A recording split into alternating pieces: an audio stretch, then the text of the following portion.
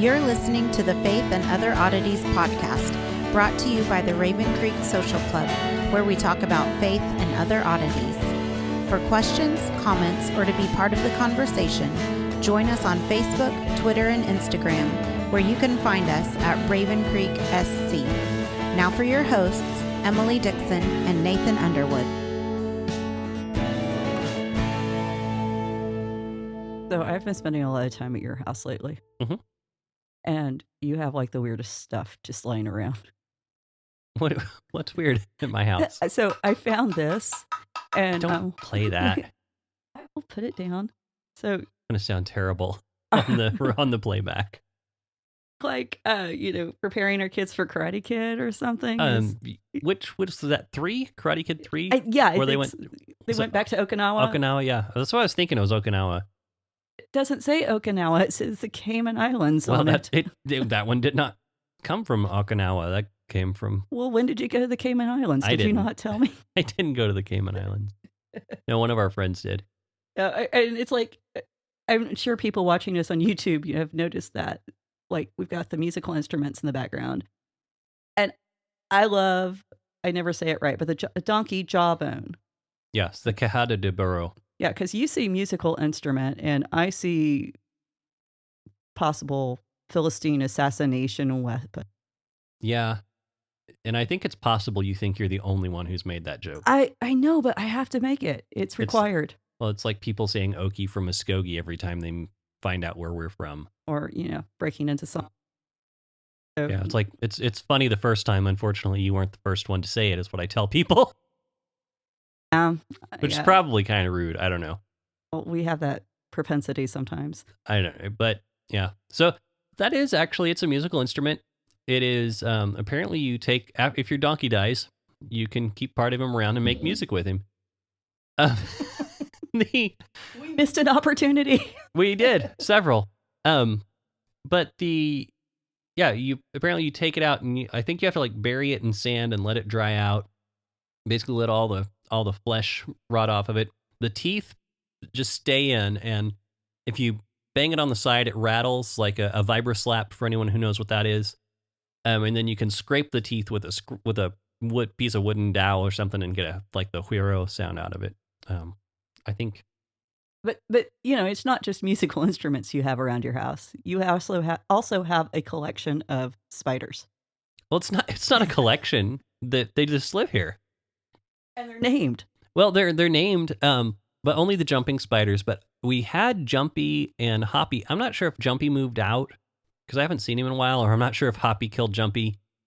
They were named by the 2 and 5-year-old, but we just let them roam free. I mean, they eat the flies, and they don't bug us unless we bug them. Although Hoppy seems to be pretty aggressive. He did actually.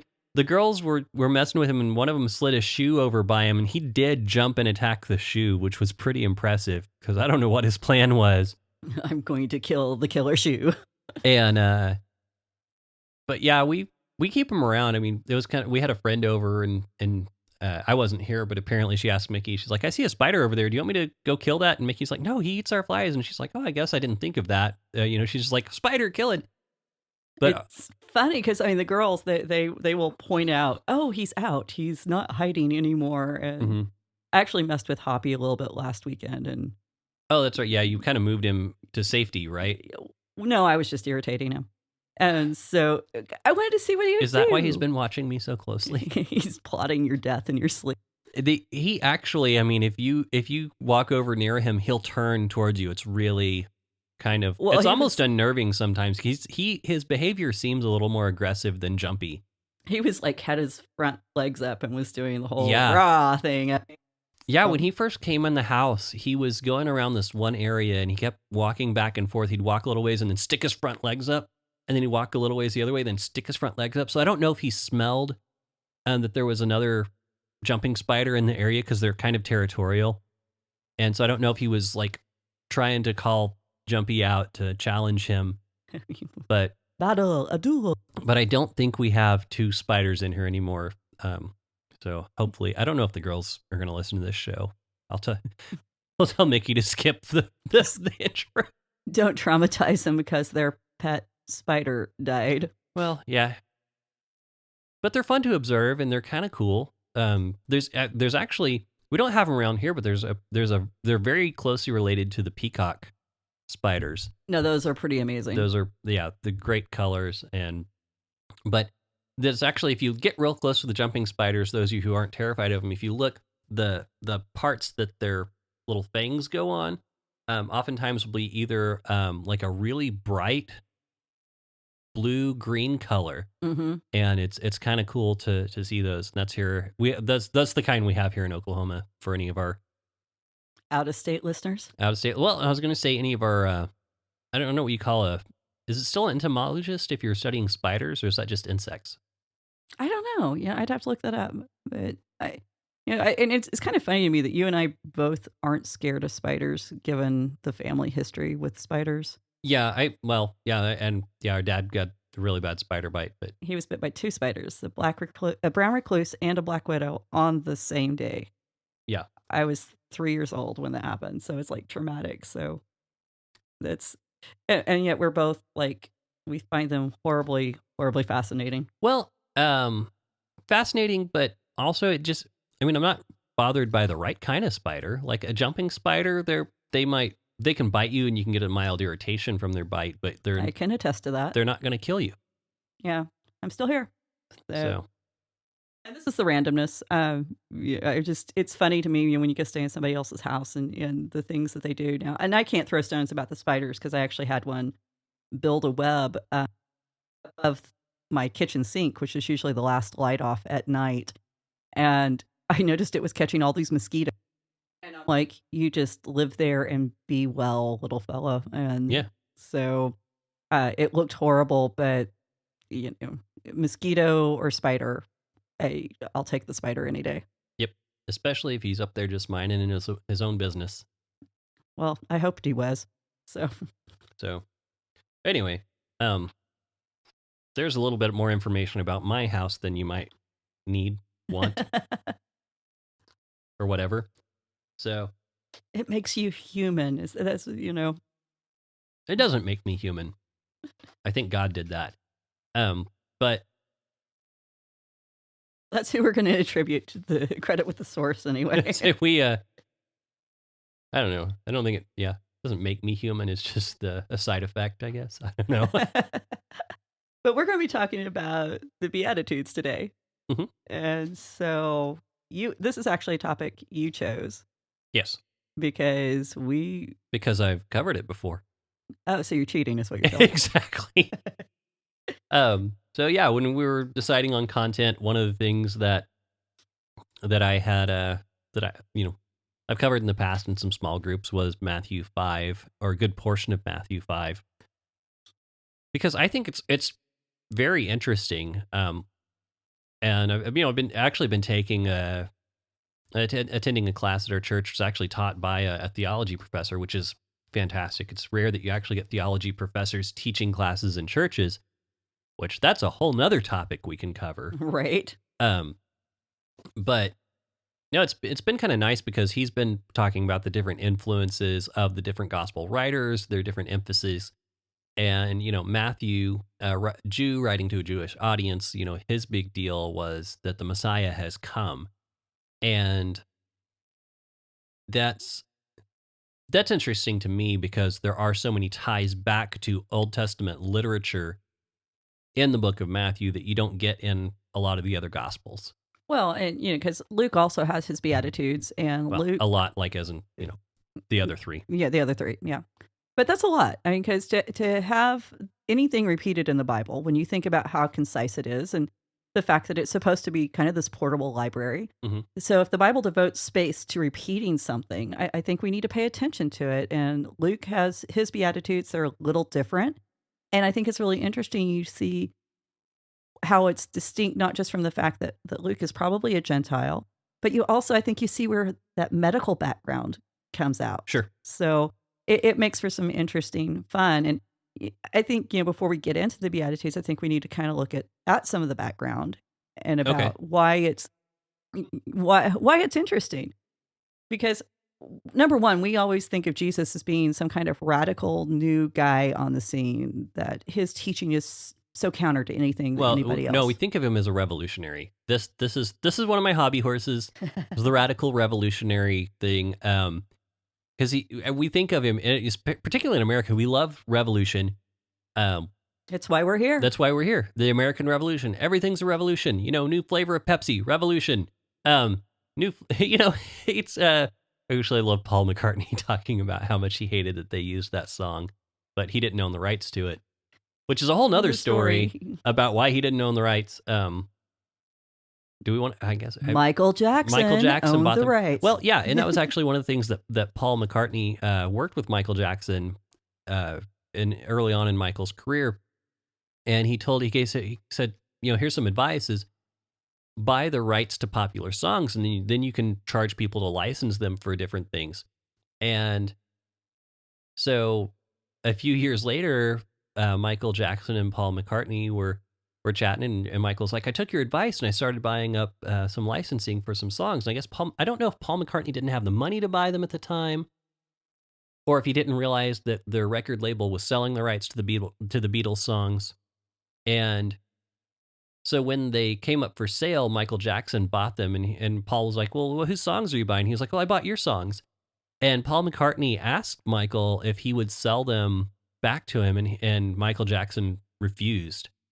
And so they didn't. That was one of the big things that caused their falling out, was that Michael wouldn't sell the rights back to Paul. And so where were we going? Oh, Revolution. So, but yeah, and then later on, when Michael Jackson did let Pepsi use that, the Revolution, it was Pepsi, right? I think so.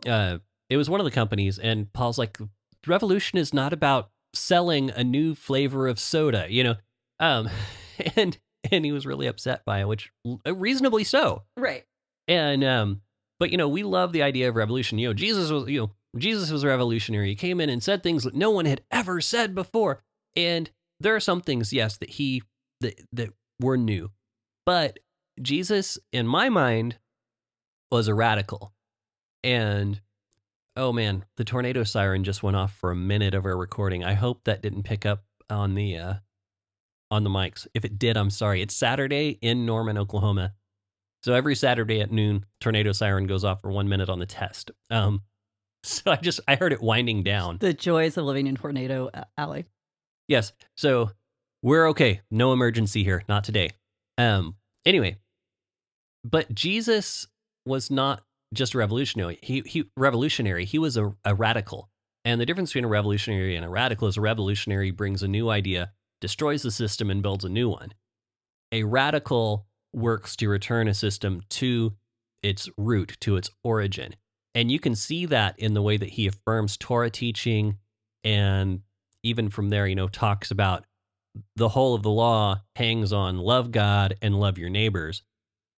So, which is a direct quote from the Torah. Yeah, which is a direct quote from the Torah. So he is, he's a radical, but people think he's a revolutionary. So that's my sidebar. Sorry. No, because but it ties in because we're not taught the Old Testament.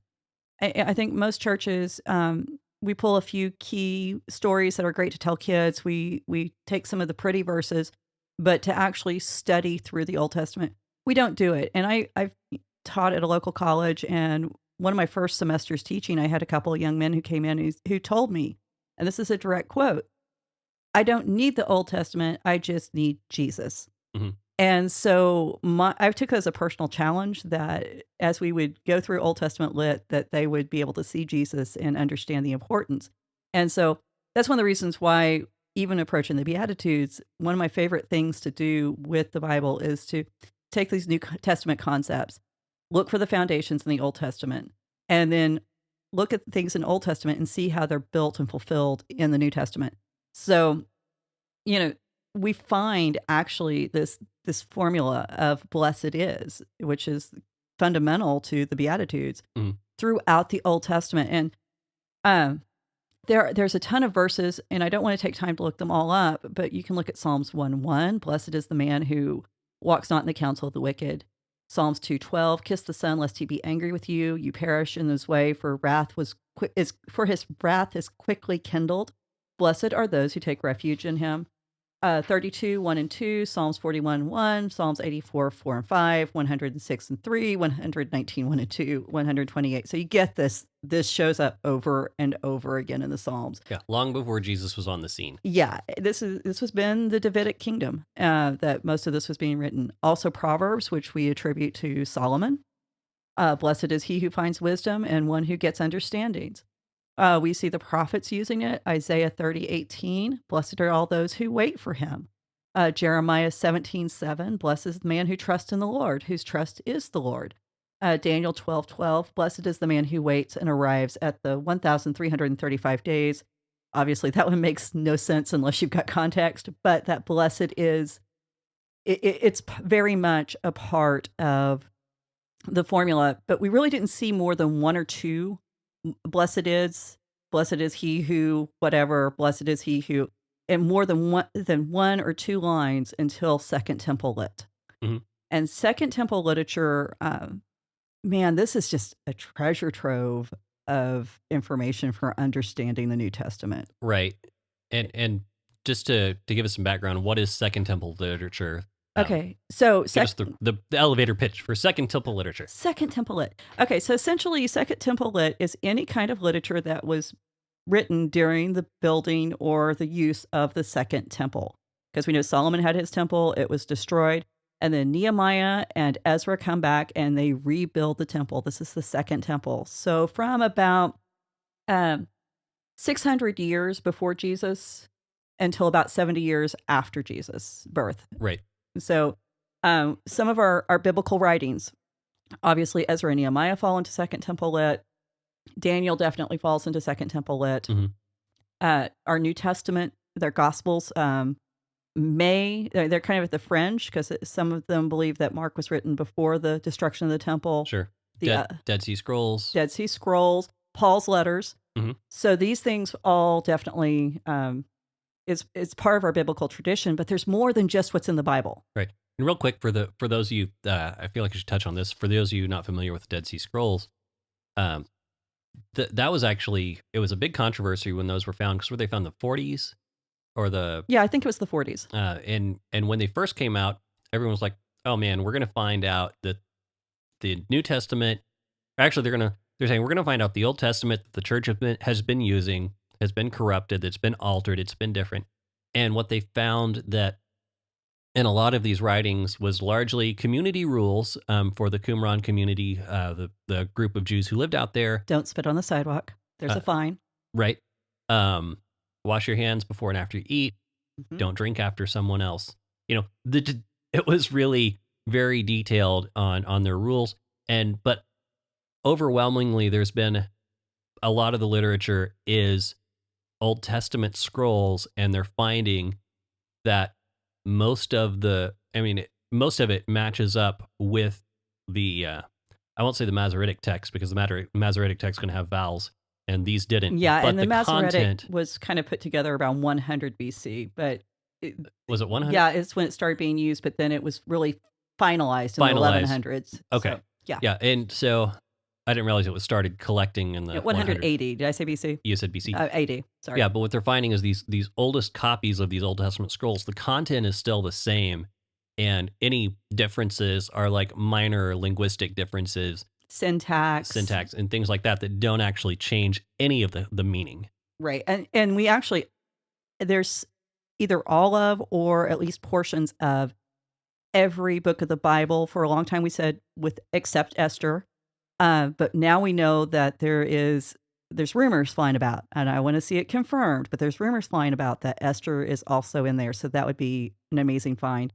Because there's still, a lot of stuff was little fragments, and they're having to piece them back together like a giant jigsaw puzzle. Right. And so, yeah, you got guys with tweezers just putting little tiny bits of papyrus back together. And so you may hear us refer to those as the Dead Sea Scrolls or the Qumran texts. That's the common ways you'll hear about those referred to. Yeah, and it's fascinating because this was a group of people who were studying Bible the Old Testament, obviously, at this point, while Jesus was alive. And there's rumors that Jesus could have been a part of this group of people, that John the Baptist could have been. We don't know. There's no evidence either way. I, I feel like textually and some of the teachings, so we're looking more mainstream Pharisaic teachings Mhm. from Jesus, not necessarily the people at Qumran who may have been Essenes, but their writings are very radical. Right. And And from what I've heard and seen, it seems to me that uh the best guess is that Jesus was actually in one of the Pharisaic camps. well, and So they call that him Rabboni, the Aramaic for rabbi. rabbi. So Yeah. a lot of times in our English that gets translated teacher. And so, but the point is, there's more writings out there than just the Bible, and think people were still writing things at that point in time. And there's some really great books that, even though they're not inspired, they give us an understanding of how people thought, the way they wrote, how they would use language to present their message. And reading these things and being familiar with these texts actually give us a better context and understanding of the Bible. Mhm. And so we kind of have two different styles of writing there out there. One is the pseudepigrapha, and the pseudepigrapha is a collection of writings that are they were probably not written by the person that claims to have written them.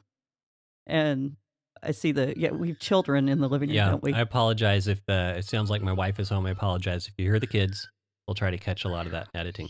And they're not being abused, I promise you. They're not. But the pseudepigrapha, basically, somebody said, "Hey, I've got this great idea. I've got this reinterpretation of the text, and it's going to sound more authoritarian if I say Moses wrote it or I say Adam wrote it, Right. because Or Enoch. or Enoch. And Enoch is both a piece of pseudepigrapha, but it's also apocalyptic. Right. And apocalyptic literature is kind of hard to define, but you know it when you see it. Right. In the Bible, Daniel and Revelation are both apocalyptic literature. Basically, you have this man who is taken up into some level of heaven. He's given a tour, he's given a message, and then he interprets this message back to people. So that's kind of the crux of apocalyptic literature. Mhm. And so John, Enoch, and Daniel, very much apocalyptic characters. So, okay, so what does this have to do with the Beatitudes? Enoch. I bet everyone's wondering. Yeah. Enoch actually has long list of Beatitudes, and he will go into blessed are, I'm looking for it. I had it. I always lose it. Blessed are those who adhere to her laws. They were talking about wisdom. Do not adhere to perverted path. Blessed are those who rejoice in her, who do not burst into paths of folly. Blessed are those who search for her with pure hands and do not pursue her from a treacherous heart. Blessed is the man who attains wisdom, walks in the law of the Most High, and directs his hearts her way. So Enoch very definitely has that. Sirach, also, happy is the man who lives with a sensible wife. That was just the one I read. I didn't mean to indict myself. Happy is the one who does not sin with the tongue. Happy is one who finds a friend. So you can see these as part of an ongoing tradition that Jesus incorporates into his teaching. And I think it's very interesting because we don't think of Jesus as building on these other traditions. Right. And so, Well, yeah, we tend to separate the Bible out from history and in general. And there's lots of tie-ins to what was going on in world politics. I mean, when you look at, Esther was the Persian king mhm. who, if you've seen the movie 300, that's the king that was written about. If you look at, King David and, what's her name? Bathsheba? Not Bathsheba. No, Solomon and Solomon, yes. And the Queen of Sheba. and the Queen of Sheba. Yes. These were major empires that were interacting with one another. And so it's very interesting that we try to separate out the Bible. I love Professor, or I think Doctor, actually, Maxie Birch. He's a professor. He's a historian. And one of the things that he is constantly reminding his students of, I've listened to some podcasts by him. History of Christianity is fantastic. He covers a whole bunch of information from, I think, early Christianity. I want to say he covers from, basically, you know, Christianity as we started as a sect of Judaism, how we moved out of that, into, I want to say, just before the Reformation. And then he covers, there's this section then from like the medieval period to the Reformation. Then he does American history, American church history. Very fascinating stuff if you're into that.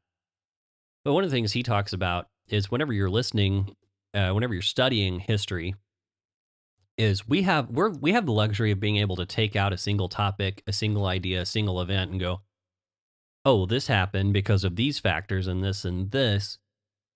But the people who lived it was very different for them. They were just interacting with history as it happened. And a lot of the things that they taught, they weren't necessarily thinking, oh, well, someone's going to write about me in 2,000 years. But that's just, history happened the way it happened. Well, and I think we forget that these are human beings. The glory and the beauty of the Bible is that God invited humanity to participate in the creation of this book. And so you get to see their personality and you get to see the influences that their culture had on them. And, with excuse me, still fighting the allergy stuff. So I apologize. My voice should hopefully be back at full strength next week. But with this, Jesus is using a formula that puts the Beatitudes both in wisdom literature, and this idea, Sirach is often quoted as not authoritative, but very highly respected in rabbinic literature. And there was even a discussion that's recorded in the Talmud that maybe Ecclesiastes, because it is so dark and dour and pessimistic, maybe it shouldn't have been included, and maybe the wisdom of Ben Sirach should have been. Well, and that's going to take me on a little side tangent as well. Ecclesiastes is actually one of my favorite books. It has one of my favorite verses, and that's, you've heard me say this, is that I'm gonna butcher the quotation, but it's don't be overly wise, or don't be overly wicked. Why die before your time? Don't be overly wise. Why destroy yourself? The man who fears God avoids all extremes. And so to me, it's really interesting that, Jesus says, pair that up with Jesus says, narrow is the path and few are those who follow it. And then, wide is to life. And then wide is the path and to destruction. There are many who, you can go right or left and get to the same destination, which is destruction. But if you're on the narrow path, you're not veering off to the right nor to the left. You're really looking for a balanced perspective. Right. But if you read the entire book of Ecclesiastes, it's for those of you who listened to our interview with Joe last week, it really is like he was talking about. He had everything he wanted, and he was still unfulfilled. But that's really kind of where you get down to is if you can, I love the following the Facebook page Cheerful Nihilism.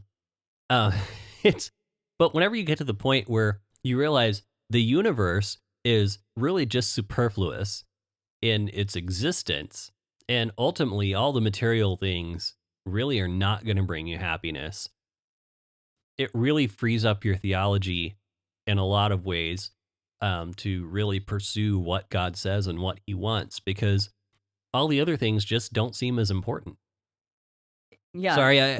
No. But yeah, that's my quick pitch for Ecclesiastes. Yeah, and I think that's probably the reason why it was God in his sovereignty decided this was the book that best represented him. And so, but my point is that Sirach is very much part of the wisdom literature tradition. And then Enoch, because it uses this formula of the Beatitudes, we're also in a very apocalyptic tradition. And so it's very interesting because when Matthew's writing about the Beatitudes, he really is putting Jesus in the role of prophet. Mm-hmm. Even the setting and the Sermon on the Mount. Well, who else goes up the mountain with the people waiting below to be taught? And we're looking at Moses. And what does Moses do? He comes down with a law. And he says, if you accept the law, if you accept this yoke, is what it was called, then you can be a part of the covenant kingdom. And Jesus is really, he's doing the same thing. He's saying, if you're going to be a part of my kingdom, these are the things that are going to be expected of you and expected from you. Mhm. And so Matthew's placing Jesus in this role of Messiah and of the fulfillment of promise. And he's doing this very subtly. He's doing it very, very artfully. And I think that's one of the things that we miss. So we have this apocalyptic figure. Jesus is ushering in the day of the Lord, the end of the age, the eschaton. And I think that's one of the cool things, is because he's greater than Moses, because he's not just giving us the law and interpreting the law like good prophets do. He is also giving us a law that is for more than just one nation. It's for the entire world, anyone who's Mhm. willing to receive it. And that's what Matthew's doing. And Luke, on the other hand, he's saying, hey, Jesus is really talking about the way the world works, which is what wisdom literature is about, and which is in great reflection of Luke being a doctor.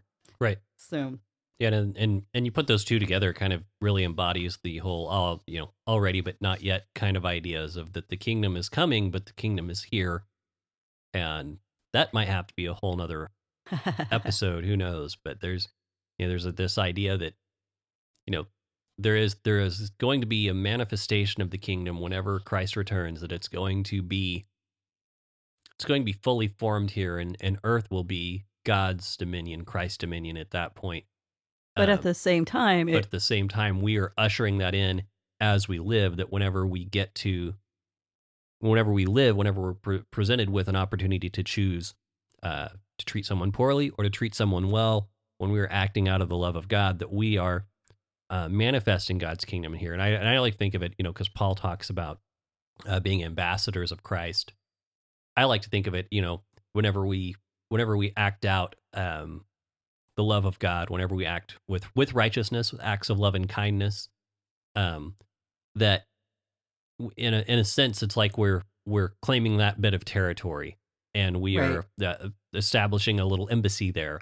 well, that and we're might be too cheesy, but go ahead. no, but I mean, the thing is, we're saying that even though the world in this moment might choose a different path, whatever's effective or expedient for achieving their goals, our faith is in the way God has declared the reality to be. And so we're going to override what's expected in order to better represent our King. Mhm. And so, in that sense, the kingdom is already here. So anytime we're taking care of someone who needs, someone lost a loved one and we're comforting the mourning, or we're feeding someone who's hungry, we are saying that the kingdom of God, its reign is more important and supreme than anything that the world might demand of us, or even neglect from us. So, Right.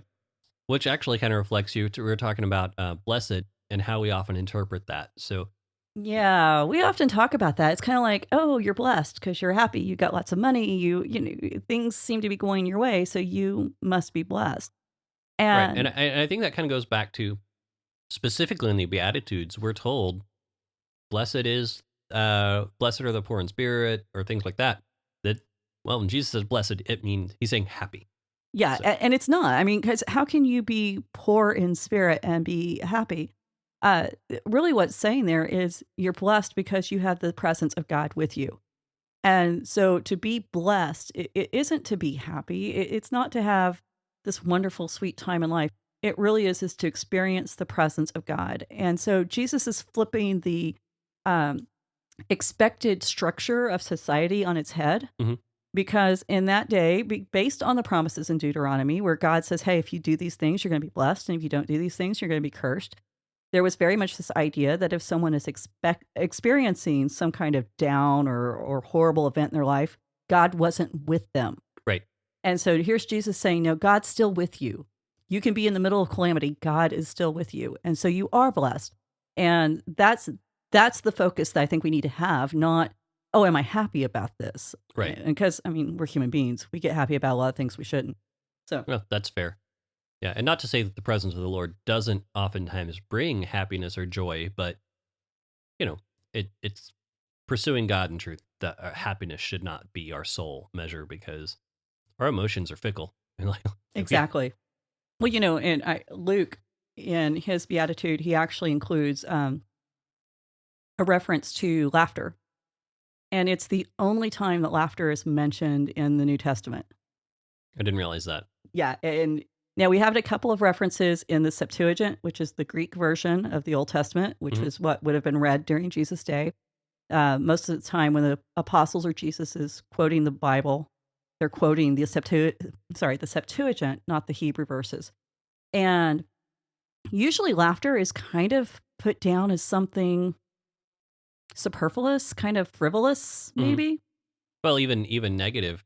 Yeah. Because I don't know if this is where you're going. Yeah, but go ahead. Talking about with Sarah and Isaac, that his name means laughter because when she heard what God was doing, she laughed at God's plan.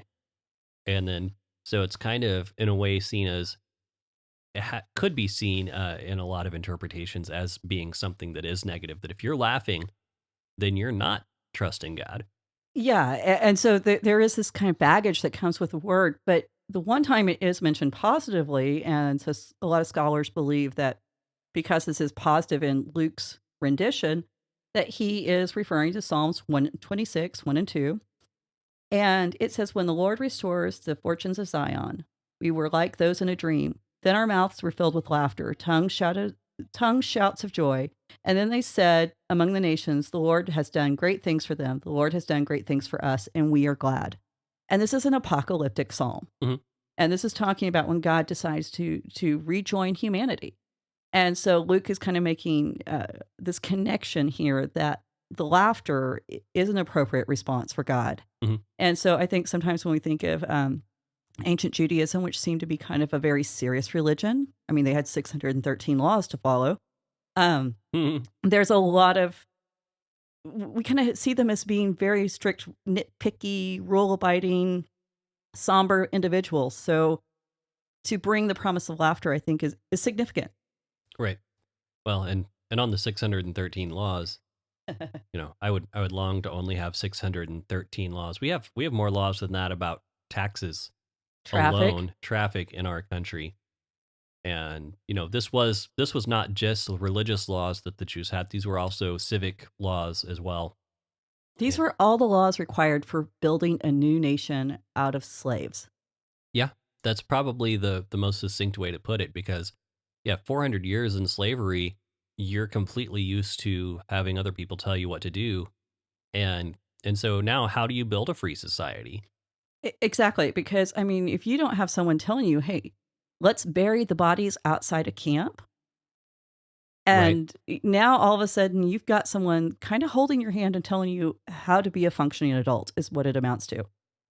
Yeah. I mean, I guess you could see it that way. That makes a lot of sense. I mean, I'm not saying that they were infantile and didn't have any common sense. Not at all. Yeah. But if they did something that displeased their masters, then there was repercussion. So I could see them being timid and maybe knowing the right thing to do, but not doing it because no one gave the okay.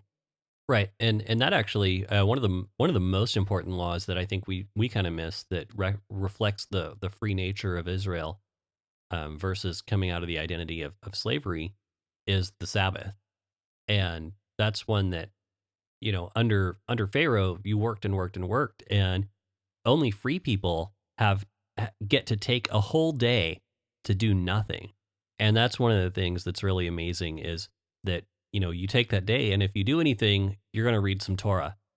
And which is another, I mean, here's goes on one of my side notions here. I don't know the exact word. I can't remember. I believe skala is the root word for school in America or in the English. And so the idea of education for a long time, and this is one of my hobby horses, education is a privilege. It is, in America, we have so much, so many resources. We're in such a good position that we can view education as a right, and I think that's good. I think that's a great place for us to be. I'm not saying we should deny education to anyone, but it's so counter to everything that's gone before. But the root word for the Greek word that we use for school comes from a word of leisure. Like it's if you have enough time to be sitting around philosophizing, you're privileged, and it's a leisure activity. It's something that you get to do because you are a free person, and that has its roots all the way back into ancient days. And so I think, So yeah, I'm confirmed this. TheFactSpeaks.com says that it comes from an ancient Greek word for free time. So yeah. And so to me, that's really cool. A little etymology lesson there for you. Halfway from me and then confirmed by Emily via Google. But but yeah, when we think about educational law, we should see it as something that's desirable and good. I mean, the way that Solomon talks about wisdom in Proverbs, when he talks about wisdom in Proverbs, or talks about women in Proverbs, he's often talking actually about wisdom. And so that's lady wisdom. So we need to look at it as something desirable, something enjoyable, and figure out how to get our minds to engage and grab hold of that. Well, and that's the thing. We have neglected this. So we read the Beatitudes like a nice little collection of, these are good thoughts. These are happy things to think on. And we don't stop to think about there's a rich tradition and history here going back to the Old Testament, flowing through the Second Temple.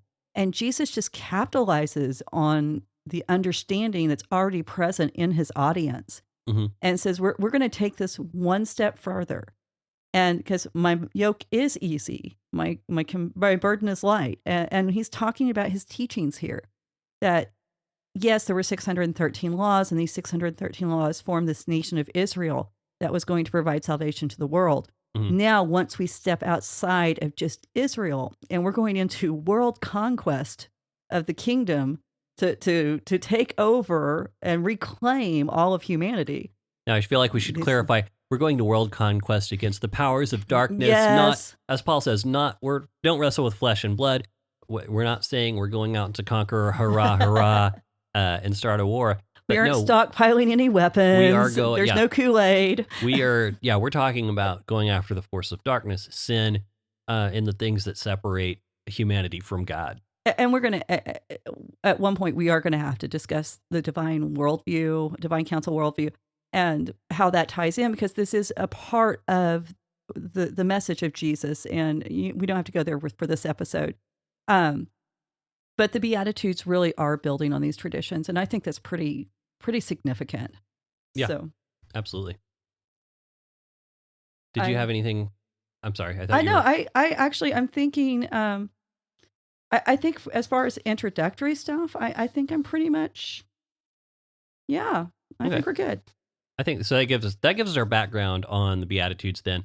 So let's go ahead and we'll take a break here, and next week we'll kind of dive in specifically to the Beatitudes and kind of pick some of those apart.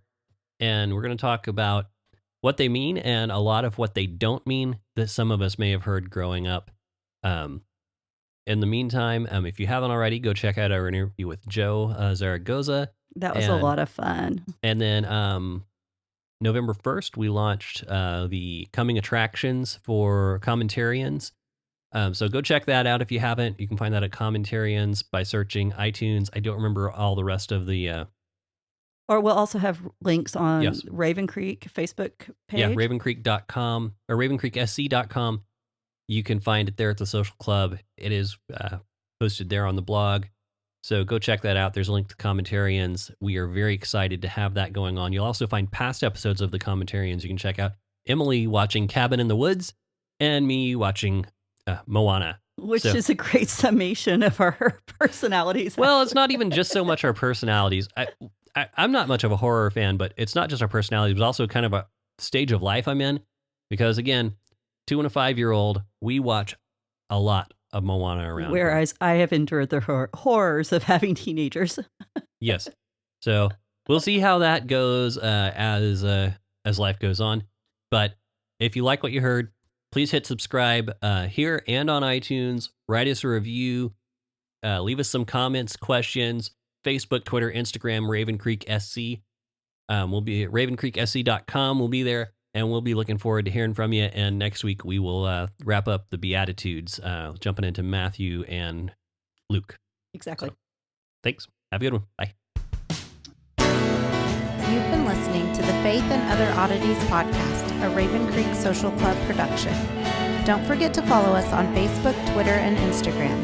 If you like what you've heard, please write us a review on iTunes or consider supporting us on patreon.com/RavenCreekSC. As always, thank you for listening, and don't forget to join us next week.